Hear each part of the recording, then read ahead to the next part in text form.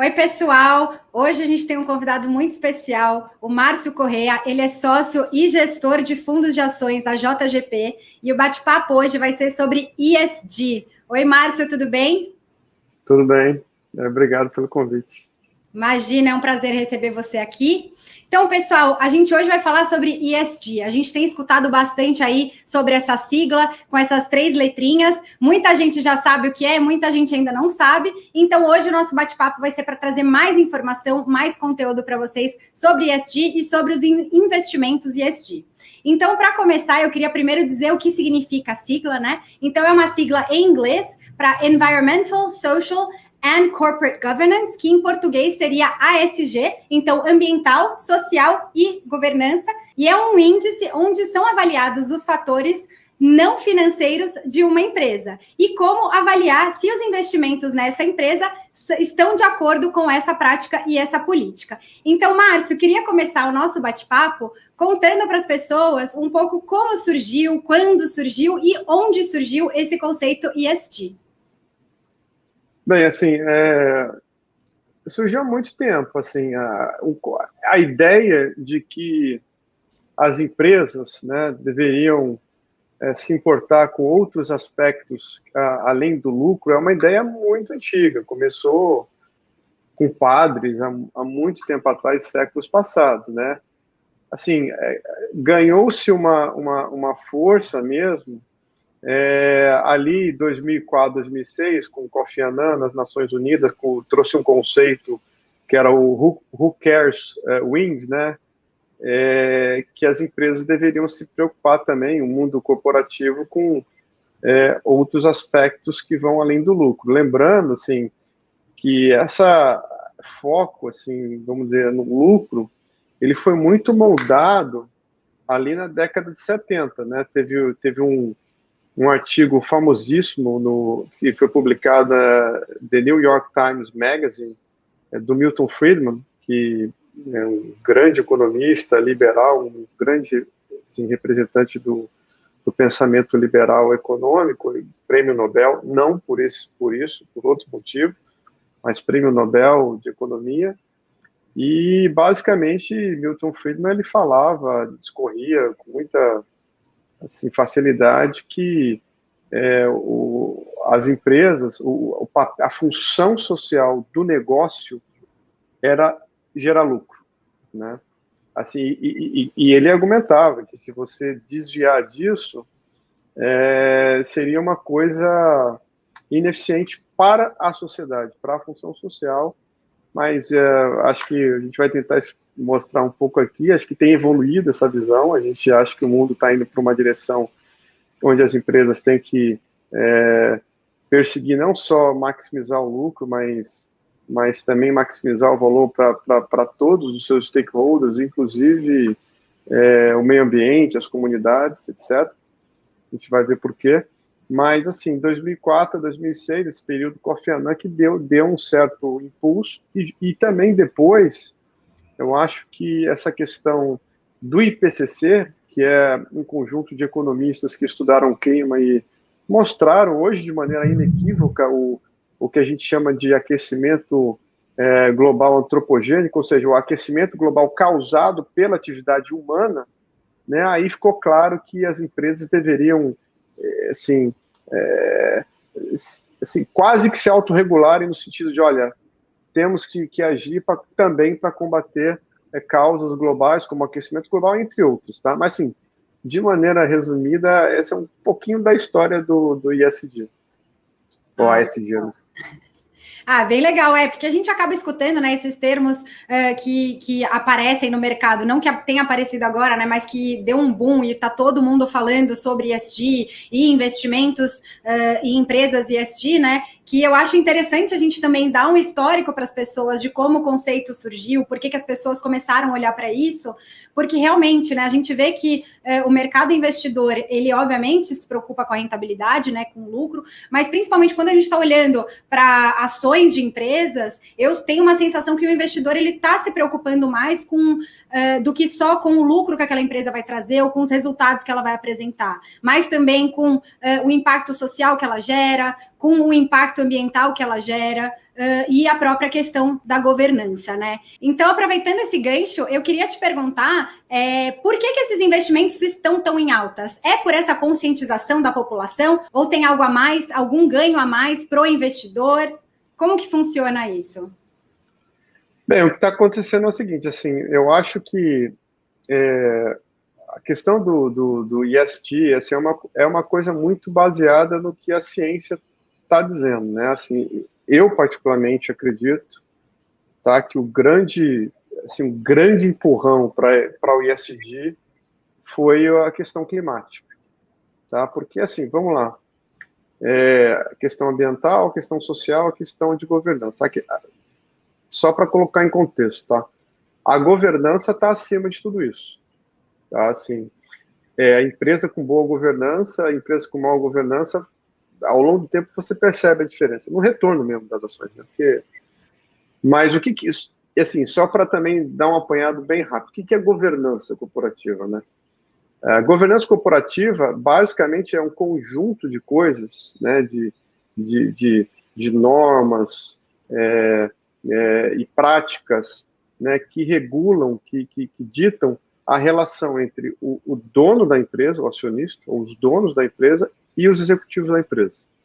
Né? Então, assim, esse conjunto de práticas começa com o estatuto da empresa, com a assembleia, com o voto, com todos os comitês, né? Isso porque você quer, no final das contas, que os executivos implementem aquilo que é melhor para os acionistas. Que, segundo Friedman, era o quê? Aumentar o máximo possível o lucro. Tá? Então, assim, essa é a primeira coisa. Você fala, você sempre precisou observar uma governança corporativa que fosse muito boa, né, para você investir. Quando você investe, historicamente, se você investe em empresas com governanças corporativas ruins, em algum momento pode vir a conta, né? Porque assim, tem algum desalinhamento e aquele executivo não faz o que gera mais valor para o acionista. Isso tem vários exemplos disso, a gente pode falar mais tarde. Mas assim, aí tem a questão social, que para mim é uma coisa assim, quase que autorresolvida. Pelo quê? Pela mídia social. Tá, a mídia social é muito forte, né? Assim, uma coisa, ela endevassou a vida privada, tanto a vida privada, não só nossa, ser humano, né? Hoje em dia, a gente é seguido. E alguém está gravando o que a gente está fazendo, vigiado, de alguma maneira, o tempo inteiro, né? Tem alguém ali vigiando o que a gente está fazendo hoje em dia. Não é, então, assim, mas a vida corporativa também, né? Assim, hoje,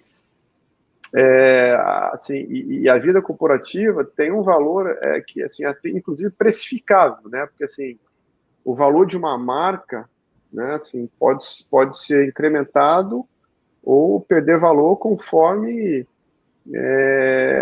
a percepção que as pessoas têm daquilo ali, né? Assim, o David Ogilvy, que é o pai da propaganda, dizia que a marca é o somatório dos atributos intangíveis de uma empresa ou de um negócio. E esses atributos intangíveis dependem da nossa percepção. E hoje, com a mídia social, está tudo sendo... Então, assim, hoje, a questão social, ela está sendo resolvida por isso, né?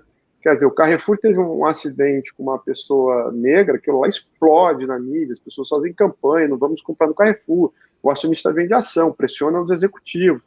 A Rio Tinto, uma mineradora australiana, inadvertidamente, né, sem querer, explodiu um sítio arqueológico, né, de milenar.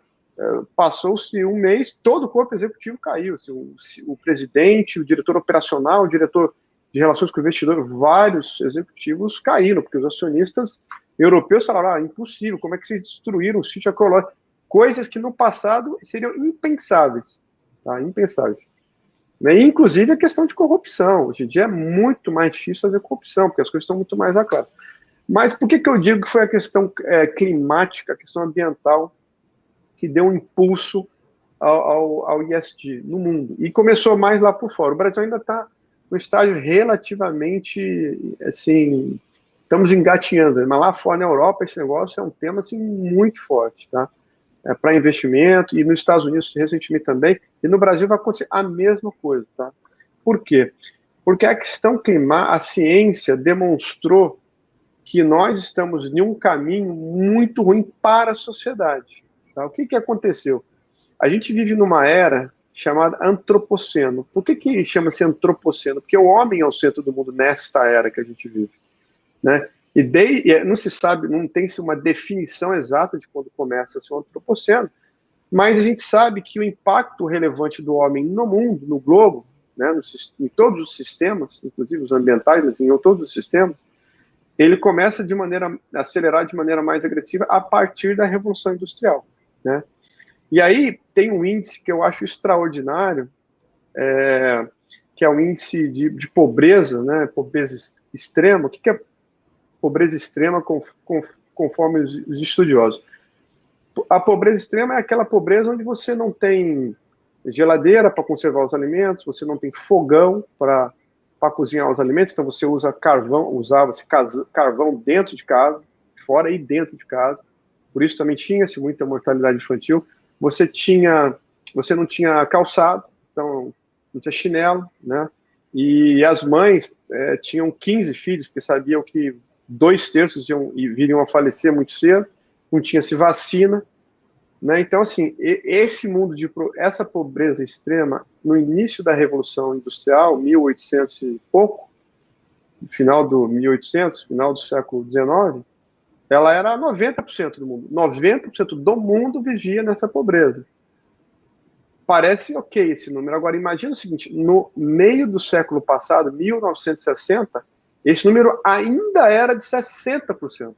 Absurdo. Ou seja, por quê? Porque você tinha países muito grandes, como China, Índia, que a pobreza, Brasil, mas toda a Ásia, que a pobreza era muito grande. Hoje, este número é menos de 10%. Então, o que aconteceu do meio do século passado, década de 50, para hoje? A população global cresceu muito, fomos de 3 bilhões de pessoas para quase 8 bilhões de pessoas hoje, tá, mais ou menos, e a pobreza colapsou. Então, aqueles itens, dentre outros que eu disse que as pessoas não tinham acesso, passaram a ter acesso. As pessoas passaram a consumir, a ter fogão, a ter geladeira, a ter cama, a ter calçado. Então, a qualidade de vida melhorou muito. Só que a maneira como o capitalismo fez isso, assim, o mérito do capitalismo, assim, não teve outro sistema que funcionou melhor do que o capitalismo até então. Mas, assim, você exponencializou o uso de todos esses recursos e não fez isso de uma maneira, eu tenho que me preocupar com o meio ambiente. Assim, a questão do aquecimento global antropogênico através da emissão de gases de efeito estufa, CO2, gás metano, ela já é conhecida de muitos séculos atrás de formas físicas e químicas. Eu particularmente gosto de física e química, eu entendo que certas pessoas não gostam, mas desde lá do Arrhenius já era conhecido, né, que você causava, era uma molécula de ar que ela não é simétrica, então ela impede que quando o raio do sol ele vem para a Terra e ele vai voltar para a atmosfera, ele fique retido, aí você causa um aquecimento. Isso já é conhecido, já é documentado. Só não conseguia se medir ainda, e mediu-se que essa quantidade de aquecimento ela é muito relevante, isso ameaça a sociedade de maneira relevante. Exemplos, a gente aumentou dramaticamente nos últimos décadas o número de eventos climáticos muito adversos nos Estados Unidos. Custo disso, mais de $1 trilhão. 1,2 trilhão de dólares, se eu não me engano, o número, nos últimos 20 anos. Então, assim, e isso eventualmente, vai ter impactos muito mais dramáticos. Né? Então, assim, quando a ciência veio com isso, né, assim, e você entrou num período de muita regulação e de acordo, então você veio as Nações Unidas com os grandes acordos, começou com o Protocolo de Kyoto, que evoluiu agora mais recentemente o Acordo de Paris, e a regulação muito pesada na Europa, muito pesada nos Estados Unidos, a despeito do Trump, que não concordava com o Acordo de Paris, né? Mas muita regulação nos estados, que têm independência para fazer suas regulações. E agora com o Biden, então vai aumentar muito, porque o Biden volta aos Estados Unidos para o Acordo de Paris, vai pressionar a China, vai ter grandes implicações para o Brasil. Então, assim, esse processo, ele pressiona os investidores, que é uma comunidade relativamente pequena, com muito poder, para, olha só, você tem que investir em empresas que sejam responsáveis tanto com o meio ambiente como com a sociedade de maneira geral, né, com as comunidades, etc. E por que isso acontece, assim, também, Samantha, assim? Acontece porque as empresas ficaram muito poderosas, né? Então, hoje, se você pegar das 70 maiores, desculpa, das 100 maiores instituições do mundo, 70 são empresas e 30 são estados soberanos, ou seja, 30 são governos. Você volta a séculos, um século atrás, muito tempo atrás, você não tinha essa possibilidade. As empresas eram pequenas, a atividade local. Hoje as empresas são globais, né? Então você tem empresas de consumo, que é a Unilever, por exemplo, cujos produtos atingem 2 bilhões e meio de pessoas por dia, 3 bilhões de pessoas por dia, né? Você tem empresas como a Apple, Facebook, né, através de vários mídias sociais lá, atingem bilhões de pessoas diariamente. Então, assim, o poder das empresas é muito... Então, assim, a sociedade, ela também passa a demandar um papel do mundo corporativo, das empresas, dos investidores. Olha, a gente está indo nessa direção aqui com o mundo. Não dá para esperar o regulador, o político, né? Porque o político, ele quer se eleger ali, assim, então, e quer defender o país dele. Só que como é que você vai defender o seu país? Né? A China vai defender o que ela tem interesse, né, para crescimento, a Índia, os Estados Unidos também, e por aí vai. Só que você tem um evento que é de natureza global, tá? Assim, um dos maiores biólogos do mundo, ele coloca de uma coisa muito interessante, que é o seguinte, fala, o meio ambiente, a biologia, ela é interconectada em nível global, né? Sim. Não é uma coisa assim, local só. E o impacto do homem é dramático, porque eu dei o exemplo das questões climáticas, mas tem muitos outros exemplos. Assim, por exemplo, a gente acelerou dramaticamente a extinção das espécies. A extinção de espécies, elas sempre existiram na história do mundo, só que o homem ele acelerou muito. Então, se tem uma figura muito legal, se você colocar assim, um diagrama assim, desse tamanho assim, e você colocar o peso representado em área, o mundo ficou o quê? Ficou a gente e o que a gente come, basicamente. E os outros animais que aceitaram ser domesticados pela gente, que é gato, cachorro.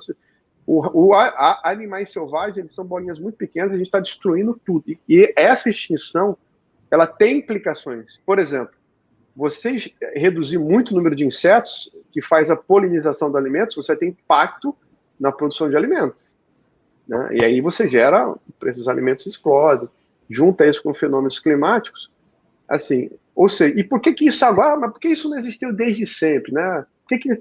Mais uma vez, é porque a gente foi crescendo, né? A gente foi ficando grande, é muita gente consumindo muito e sem cuidado com o meio ambiente. Então, mais uma vez, no mundo desenvolvido isso já é 100% aceito, mas já não tem mais discussão. Por exemplo, 98, 99% dos cientistas já estão de acordo com a questão do aquecimento global, tá? Já é quase que 100%, tá? Você pode discordar um pouquinho ali, mas é irrelevante. Eu, particularmente, estudei, eu gastei mais tempo estudando quem era contrário a isso do que quem era a favor, e olha, eu vi todos os argumentos contrários, assim, eu não sou cientista, mas gosto de ciência. Né, sou engenheiro aeronáutico do ITA, trabalhei lá durante 4 anos com a parte de física e química que eu gosto, e não vi nenhum argumento cientificamente, gastei um tempo lendo os relatórios, que não tivesse sido desfeito. Então, assim, é uma coisa que já é aceita pela comunidade científica, já é aceita pelos reguladores, inclusive a China, assim, Estados Unidos, toda a Europa, e isso desemboca em quê? Isso, aí vamos falar um pouco de economia. Desemboca no que os economistas dizem que é a internalização das externalidades aos negócios. Então, você pega essas externalidades aos negócios, tá? E estamos internalizando através de regulação. Aí, quando a gente faz isso, a gente inexoravelmente afeta os negócios. Passa a afetar os negócios. Então, você vê, posso dar uma infinidade de exemplos aqui, mas só para dar um exemplo. A União Europeia, nos últimos anos, olha, carros novos, carros movidos a gasolina, o caso de combustão interna, né, gasolina e diesel, os carros novos têm um limite máximo decrescente, né, cada ano é menos, de emissão de CO2 por quilômetro rodado. Né? Então, assim, tem certas indústrias, certas empresas grandes de automotivos que deixaram de operar na Europa porque não podia, os carros novos, ela não estava com a matriz ainda de produção adaptada a essas emissões. Então, assim, isso gera um impacto muito grande econômico para essas empresas. Então, assim, o que significa para nós, investidores, né, nós da JGP, integrarmos ESG nos nossos processos de investimentos em uma coisa só? Significa nós passarmos a levar em consideração as questões socioambientais e de governança também, que sempre levamos, mas de uma maneira mais acentuada agora, para tomarmos decisões de investimento. Tá? E a gente, assim, eu estou me alongando aqui, mas se quiser interromper, pode interromper. Assim, aí a gente, obviamente, fez o que a gente chama de backtests, né? Assim, a gente pegou nossos portfólios no passado e falamos, olha, se nós tivéssemos feito isso, como é que teria sido a performance? A performance teria sido muito melhor. Por quê? Porque os filtros ASG, eles são muito eficientes em várias coisas. Uma é reduzir perdas, né? Ele te evita de entrar em situações muito ruins.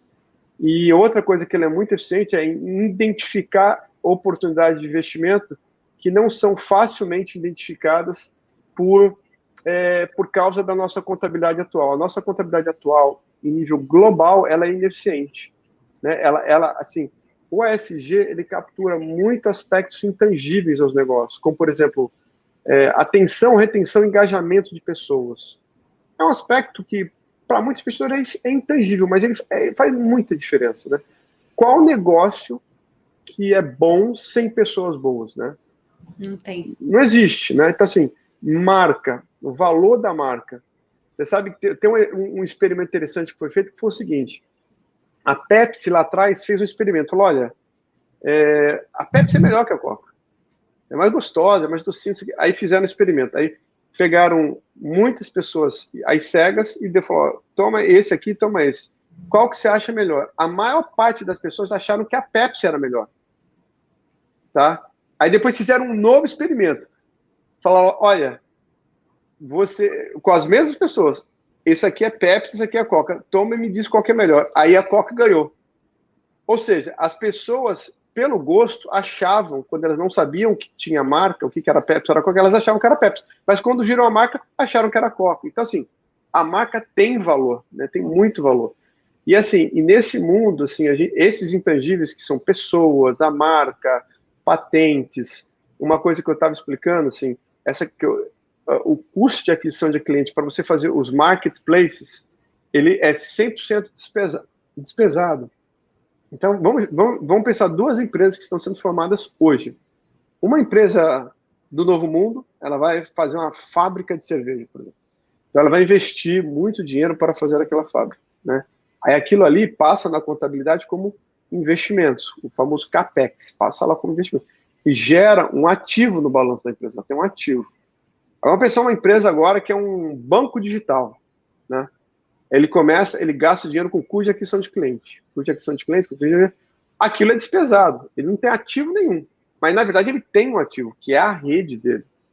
Né? E essa rede, se ela for muito grande, ela tem vários benefícios. Né? Ela tem efeito de rede. Você está dentro de uma rede onde você pode oferecer produtos. Então, assim, esses ativos intangíveis são muito mais facilmente capturados por esses frameworks que a gente fala, essas metodologias ASG, do que as metodologias de contabilidade tradicional. Desculpa, assim, eu me prolonguei muito na resposta. Imagina, mas... de forma alguma, Márcio. Eu queria até comentar que, para mim, essa questão da contabilidade tradicional, né, e da contabilidade atual, dos diferentes parâmetros que as pessoas, que hoje em dia são analisados, quando você olha essa parte da empresa, para mim isso foi uma novidade, então achei bem legal e bem interessante ouvir isso, e que as empresas agora estão começando a mensurar isso, né? A gente viu aí, de uns anos para cá, uma mudança muito grande no próprio comportamento das empresas, e você mencionou um pouco mais cedo, você pontuou algumas vezes a questão principalmente da Europa, né, com essa política ESG, e a gente vê que esse tipo de coisa sempre acontece ou origina, né, de lá muito forte, essa questão do consumo consciente, essa questão do impacto social e ambiental, e da própria governança mesmo, que como isso é muito valorizado dentro daquele meio europeu, né, e isso eu não sei se é por alguma razão específica de histórico que eles tenham,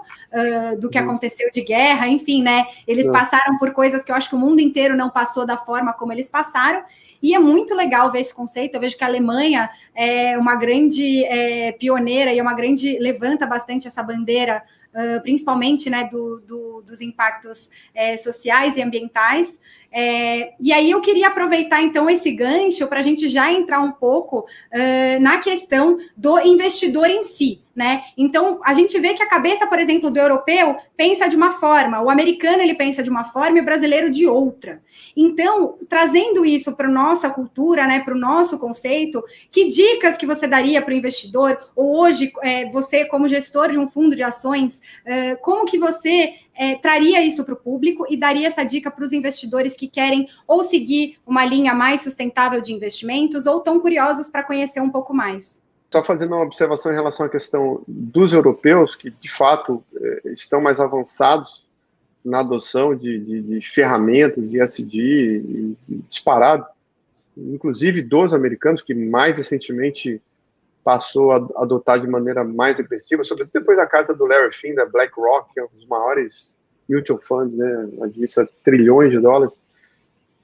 Mas, assim, é óbvio que assim, o sistema sociopolítico europeu ele é mais propício a isso, né? Assim, a social-democracia que a gente conhece, né, do PSDB, do FHC, ela é europeia, né? Assim, ela é mais propícia a isso é um ponto. Mais um, sempre gosto de dar uma alfinetadinha nos europeus quando eles criticam os brasileiros, que historicamente quem foi mais prejudicial ao mundo foram os europeus, né? Os europeus, o maior acúmulo de CO2 emitido, o estoque de CO2 emitido no globo, porque o CO2 ele leva uma centena de anos para se dissipar, né? Vem da Europa, entendeu? Foi a Europa que mais causou o efeito de aquecimento global. Esse é um ponto, né? Pelo menos historicamente, obviamente que agora a China, mais recentemente na margem, disparado maior, e a Europa está colapsando as emissões na margem, né? E também as questões sociais mais adversas também foram causadas pelos europeus, né? Assim, todo o processo de escravização, né? Assim, as empresas, né? As colonizações foram muito agressivas, né? A questão do próprio genocídio, das colonizações também de forma muito agressiva, né? Isso, assim, não, mas um detalhe interessante, as empresas que faziam esse processo de ir buscar escravos na África, etc., eram listadas na Bolsa de Paris. Então, assim, vamos imaginar hoje em dia. Eu não sabia disso. Empresa, pois é, mas vamos imaginar a gente aqui. Estou comprado na empresa XYG, que faz tráfico de escravos europeu para as nossas colônias na América e está traficando mais escravos. Olha, vamos comprar mais. Morreu alguns milhares ali, mas não tem problema. Isso aí levou. Então, assim, o mundo era esse, assim, tá? Só para a gente. Então, assim, é o que a gente brinca. Assim, o capitalismo tem uma série de atributos. Eu não vejo um sistema mais eficiente. Mas, inexoravelmente, não é desejo meu, isso é uma constatação, ele vai evoluir para alguma coisa. Melhor que evolua para uma coisa legal, né? E não para um sistema que não meritocrático, como o socialismo, seja lá seja essa outra coisa. Melhor que evolua para esse mundo mesmo, que é o mundo do que chama de stakeholder capitalismo, né? Que é o capitalismo de todos os stakeholders, e não só do acionista, né? Então, assim, quando você vê, teve um não posso falar que é competidor, mas um presidente de uma grande instituição financeira, que mencionou, né, uma coisa que eu achei muito inteligente. Falou, a instituição dá muito lucro, mas esse lucro é percebido por todas as pessoas, todos os stakeholders da empresa. Então, imagine uma seguinte situação. Imagine que a Guide deu um lucro enorme, mas só os acionistas percebam isso. E os funcionários não percebam isso. Caramba, eu vejo os acionistas, os sócios principais, com os carrões, com helicóptero, todo mundo ficando rico. E eu aqui, né, assim, tem que ser percebido, né? Hoje em dia o mundo é assim, né? Assim, e quem não perceber isso, e esses stakeholders não são só os funcionários, eles são os funcionários. O cliente tem que perceber uma proposta de valor muito boa, né? Assim, hoje isso é muito facilmente analisável, né? Então, assim, a gente vive no mundo dos stakeholders, né? Assim, sabe, para você engajar um funcionário, ele precisa estar, um ambiente de trabalho ser bacana, ser inclusivo, ele precisa se sentir bem lá. O Nubank tem um ambiente muito bacana para a comunidade LGBT. Então, ele tem uma vantagem competitiva. As pessoas, independente do que gostam, do que acreditem, de qualquer raça, etc., elas têm capacidades mais ou menos parecidas. A Oracle fez um experimento, a Oracle implementou uma coisa extraordinária, que foi o seguinte: ela passou a contratar pessoas, olha o currículo sem tal nome e sexo, e na entrevista ela não vê a pessoa e a voz é distorcida. O que aconteceu? As pessoas, o perfil de pessoas que está sendo contratado é diferente do perfil tradicional, historicamente, que era o homem branco.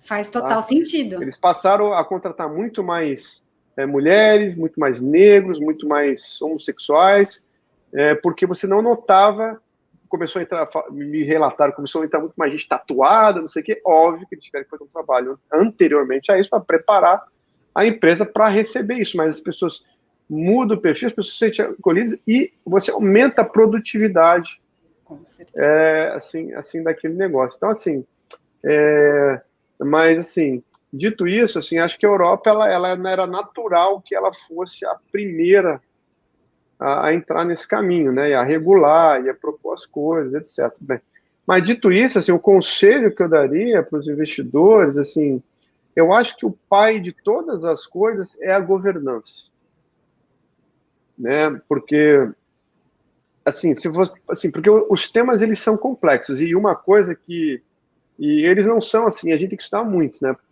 Vou dar um exemplo, assim, porque um conselho que eu acho superficial que poderia ser dado, não investe em empresa de petróleo, só investe em empresa de energia solar, por exemplo, que uma é energia limpa, outra é energia suja. Bem, esse é um conselho muito superficial, porque, vou dar um exemplo, todas as pessoas ambientalistas adoram carro elétrico. Falam, o carro elétrico, que legal, porque não usa mais petróleo. O petróleo emite CO2 que causa, né, o aquecimento global. Bem, primeiro você tem que saber onde esse carro elétrico opera, porque se ele opera na China, a China tem muita térmica a carvão, então não é um carro elétrico, é um carro a carvão, entre aspas. Né? Ou se ele opera na França, que tem muita energia nuclear, é um carro nuclear. E essa frase foi dita pelo maior especialista de energia disparado do mundo, que é o Václav Smil. Isso dito pelo Bill Gates. Tem 51 livros publicados só em energia. Isso é uma coisa básica, mas as pessoas não se apercebem. Mas uma outra coisa assim, mais simples, essa veio da minha cabeça, é o seguinte. Assim, as pessoas, não vou investir mais em mineração. Tudo bem, é carro elétrico, legal. Legal, mas como é que você vai fazer o carro? Não dá para fazer o carro sem você ter minério de ferro, porque a chapa do carro laminado precisa ser feito com minério de ferro. Não pode ser feito com sucata, reciclado. Não existe. Assim como o lítio, né? Você vai fazer uma bateria, precisa de minerar o lítio. Então, assim, não é que você vai falar, não vou investir mais em mineração, não vou mais investir em petróleo, não vou mais... Não.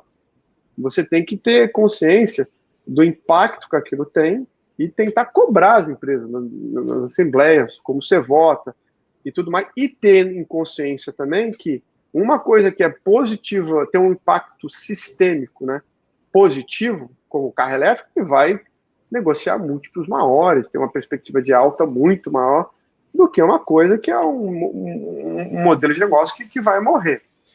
Mas, dito isso, isso é complexo, porque a gente tem que estudar isso muito sempre e ver o que é melhor, sem dogmas. Por exemplo, eu sou a favor de energia nuclear. Por que não? Não, a energia nuclear matou quase ninguém. Acho que a energia que menos matou historicamente é a energia nuclear. Mas teve acidente, bem, plantas que foram concebidas na década de 60, na década de 70, né?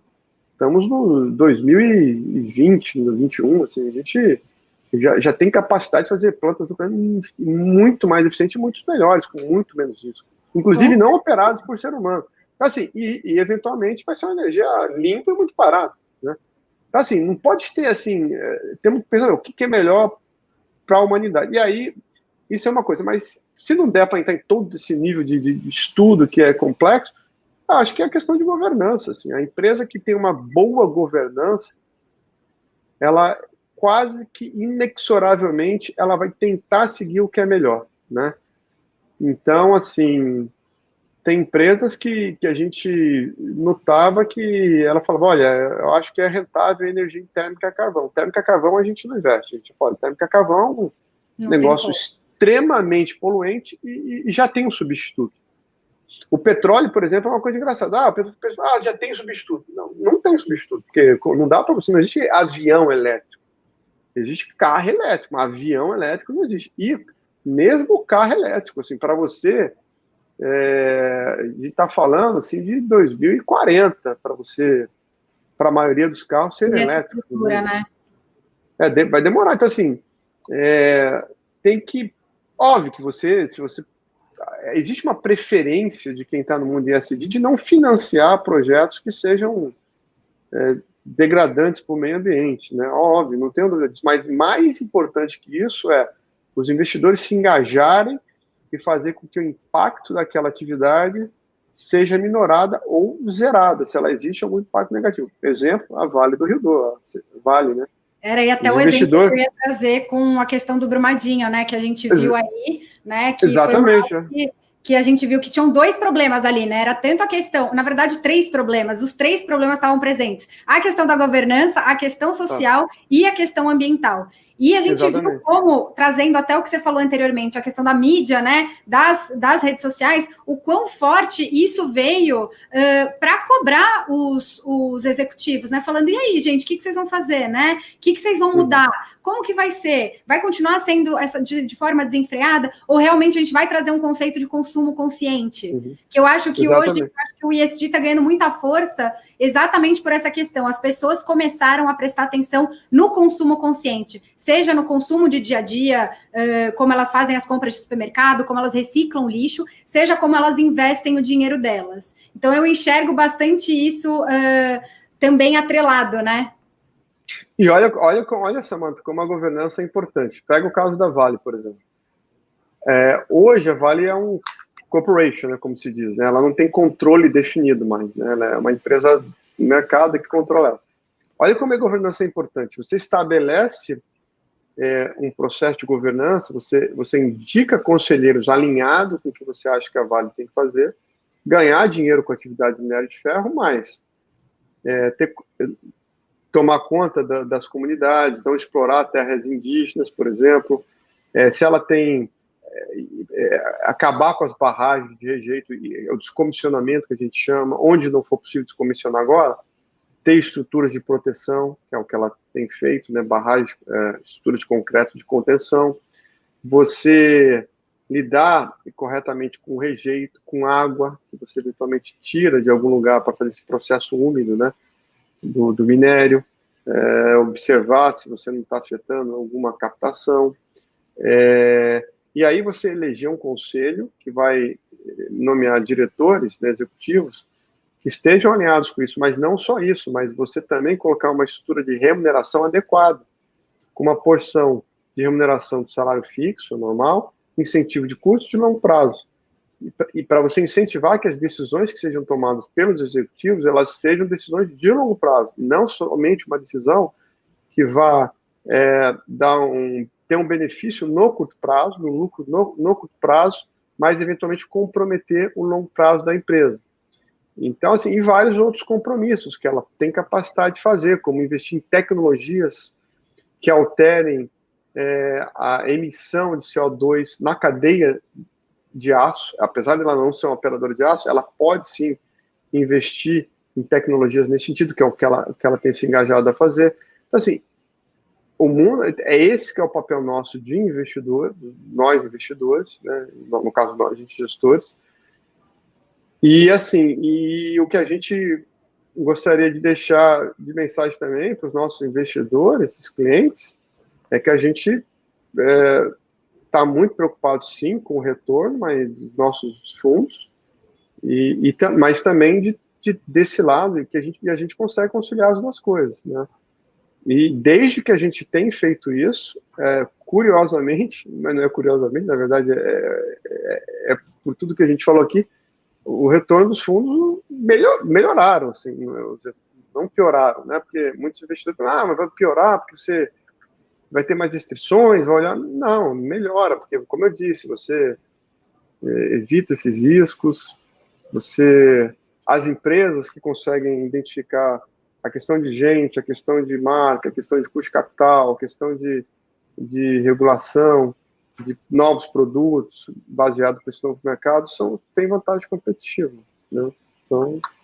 Maravilha. Então, eu já queria também aproveitar que você já entrou aí no assunto dos fundos de vocês, e eu queria que você falasse um pouquinho, em especial do fundo de ações ESG que vocês têm, e desse aqui para a gente um panorama de como é feita a composição, a gestão do fundo. Assim, o que a gente fez, assim, é um método tradicional de análise de empresa, análise fundamentalista. O que a gente fez foi passar a incluir um framework, né, um mecanismo, onde a gente faz ordem de grandeza 100 perguntas, que não são as perguntas tradicionais, né, são perguntas relacionadas a questões ASG, né. As questões de governança são mais ou menos padrão, as mesmas para todas as empresas, mais ou menos, mas questões ambientais e sociais, elas divergem um pouco conforme a atuação, porque então existe uma questão de materialidade. O que é a questão de materialidade? Uma empresa que eventualmente tem uma atividade de mineração, que é muito agressiva ao meio ambiente, ela faz uma escolinha ali e fala, olha, eu fiz uma escola, que legal, mas não está agindo no ponto principal dela, que às vezes é como que ela está usando a água, imagina uma região árida que pouco recurso de água, ela está tirando água para fazer a mineração, as comunidades ali estão morrendo de sede e isso acontece, tá? Isso não é, estou dando exemplo real, né? Ou as empresas, a questão de desmatamento, entendeu? Assim, as cadeias lá, assim, conforme a atividade, essas questões têm mais peso. E essas questões são complexas, assim, porque é difícil, não existe uma padronização, não é igual os dados financeiros, que já são padronizados, né? Receitas, custos, né? Não, então, assim, dá um trabalho, a gente colocou muita gente para fazer isso, a gente tem um time de dados super ultra top, de cientistas de dados, e tem muitos analistas, a gente juntou os analistas de crédito, de equities, e os cientistas de dados, estamos falando de mais ou menos 30 pessoas que alocam uma porção do tempo delas, obviamente não é o tempo inteiro, alocam, sei lá, conforme a pessoa entre 10% a 30% do tempo dela, e aí a gente tem um banco de dados para a gente criar métricas ASG que a gente junta com a análise tradicional e fala, tá bom, essa empresa aqui, por exemplo, vou dar um exemplo, uma empresa que consegue ter um impacto sistêmico, uma análise muito positiva para a sociedade, e que, ou seja, que é ranqueada muito alto nos nossos, em ASG, e tem um valuation barato lá, eu quero ter muito dessa empresa, né? Uma empresa, eventualmente, que está muito barata, mas o score dela é muito ruim, a gente talvez vai ter uma posição média. E tem empresa que a gente não tem, fala, cara, isso daqui não dá para ter. Não tem nem como. Porque, tem empresa que a gente bloqueia. Até, como eu disse, quando a gente fez o nosso backtest, antes de implementar a filosofia ESG, a gente notou que várias empresas teriam sido bloqueadas e a gente não bloqueou, né, porque não tinha ainda esses filtros, e foi péssimo. Foi péssimo, porque você tem empresa que o controlador fica pensando em como, sabe, extrair valor do acionista minoritário ou com práticas, assim, heterodoxas né? Assim, a gente teve muitos casos de corrupção aí, né, no passado, né? Olha o estrago que fez, né? Várias ações. Então, assim, a gente fala, não dá para ser acionista aqui, não, mas tá barata, tudo bem, vai ficar barata. A gente vamos tentar procurar outra coisa, né? Mas dá um trabalho, dá um trabalho grande, né? Não, Eventualmente um dia o nosso sonho é fazer uma plataforma em ESG e abrir ao público. Nossa, ia ser sensacional isso. A gente já está fazendo. A dúvida é se abre ao público, porque ela tem que ter um processo de autoalimentação, né? Se a gente conseguir, vai ser bem legal, porque assim, a gente estaria fazendo um trabalho para o Brasil, né? Porque eu acho, Samantha, uma coisa legal que vale a pena dizer, já que a gente está falando disso, é que o papel nosso do mercado financeiro, né? O nosso país é um país pobre e bastante desigual, né? A gente conhece a realidade bastante da Faria Lima, do Leblon, mas a realidade do Brasilzão, a grande maior parte das pessoas não conhece. É uma realidade muito pobre, muito complexa. Então, assim, eu acho, pelo menos, que o mercado financeiro tem a obrigação de fazer esse trabalho de direcionar as empresas para ter um impacto positivo para a sociedade. E, mais uma vez, sempre digo isso, dá para fazer isso ganhando muito dinheiro, não estou falando de fazer filantropia, não. Filantropia é outra história que a gente pode discutir, mas assim, não é filantropia, tá? É gerar retorno fazendo bem ao mesmo tempo. Nossa, eu acho sensacional isso, sou uma grande entusiasta do assunto, gosto disso, e ver que eu acho que hoje vocês são uma casa referência para ESG, para práticas ESG, e para a gente aqui como Guide é muito bom tê-los como parceiros, poder distribuir os produtos de vocês, né, os fundos de vocês, porque vocês acham que tem uma visão muito parecida com a nossa aqui dentro da Guide, né? Então, aqui a gente também busca muito essa questão, obviamente que para uma corretora é diferente, né? Mas o que a gente pode atuar no quesito principalmente social e de governança aqui dentro, a gente faz bastante. A parte ambiental, a gente vê que cada um tenta contribuir de uma forma, mas acabando com papel, enfim, do jeito que dá para fazer, né? Eu acho que a mensagem mais importante, além da aula maravilhosa que você deu para a gente, né? Não só sobre ESG, mas de história, enfim, de fatos, é essa questão do consumo consciente. Seja ele o consumo de bens de consumo, como alimentação, seja um consumo consciente de investimento, e ter esse papel e realmente exercer o nosso papel como cidadão, cada um na sua área de atuação, para pressionar as empresas e para pressionar o governo, para que eles tragam mais para a sociedade, seja no âmbito ambiental, seja no social, ou seja na própria questão de governança, como você mesmo mencionou, a gente viu diversas empresas aí sofrendo com essa questão da corrupção, né? E a gente fazendo isso, a gente traz não só um equilíbrio maior para a nossa sociedade, para o mundo, mas até para essa questão que você mencionou da desigualdade social, né? Que eu acho que uma vez que a gente faz um consumo consciente, a tendência é que tudo caminhe para esse equilíbrio e para uma maior igualdade. Queria te perguntar se você tem alguma consideração final para fazer, ou queria deixar algum recado para os nossos seguidores, investidores, clientes.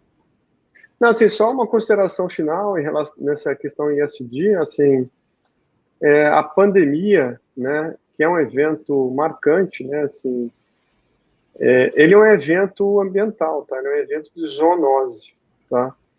Ele é um evento onde um parasita, né, ele salta do reino animal para o nosso reino, né?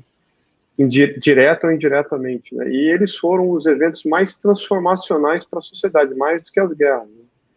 Assim, a peste negra, no meados do século XIV, ela teve transformações ultra relevantes, né? Assim, nas relações trabalhistas, impérios foram desfeitos, assim, e agora ele vai deixar, né, também um legado nessa pandemia. E uma coisa que eu gostaria de dizer é o seguinte: a pandemia ela tem mostrado como que o mundo ele é interdependente, né? Assim, tanto do ponto de vista entre os fracos e os fortes, a gente viu isso tanto no âmbito pessoal pode pensar aí cada um individualmente, quanto no âmbito corporativo, tá? E como que a gente é interconectado com o meio ambiente. Então, isso nada mais é do que uma mensagem do planeta para a gente, né? Para a gente. Então, assim, esperamos que a gente aprenda e que a gente cumpra nosso papel, tá? Como investidor e empresas, né, que alocam recursos, que influenciam a vida das pessoas, cumprindo um papel que não suficientemente, nunca vai ser feito pelos governos, né? Milton Friedman Machado, você tinha que separar as questões éticas das questões de negócio, né? Lá na década de 70 foi muito bem aceito, mas hoje isso já não é mais possível e não vai acontecer, por mais que acredite-se ou não, tá? Isso é a única coisa final que eu diria, e muito obrigado pelo convite aí para falar sobre esse tema que a gente gosta de falar também. Obrigado. Imagina, Márcio, é um prazer receber você, receber a casa de vocês. Eu acho que a gente tem uma parceria bem forte, somos grandes apreciadores da casa de vocês. Então, muito obrigada pela participação, obrigada pela aula sobre ESG e pela aula de história. Eu sou uma entusiasta de história e você citou aí alguns pontos que foram muito interessantes, curiosidades muito interessantes. Então, obrigada pelo conteúdo. Pessoal, eu espero que vocês tenham gostado. Deixem seus likes, comentários, perguntas, que a gente volta para vocês com mais conteúdo. Então, muito obrigada e até a próxima.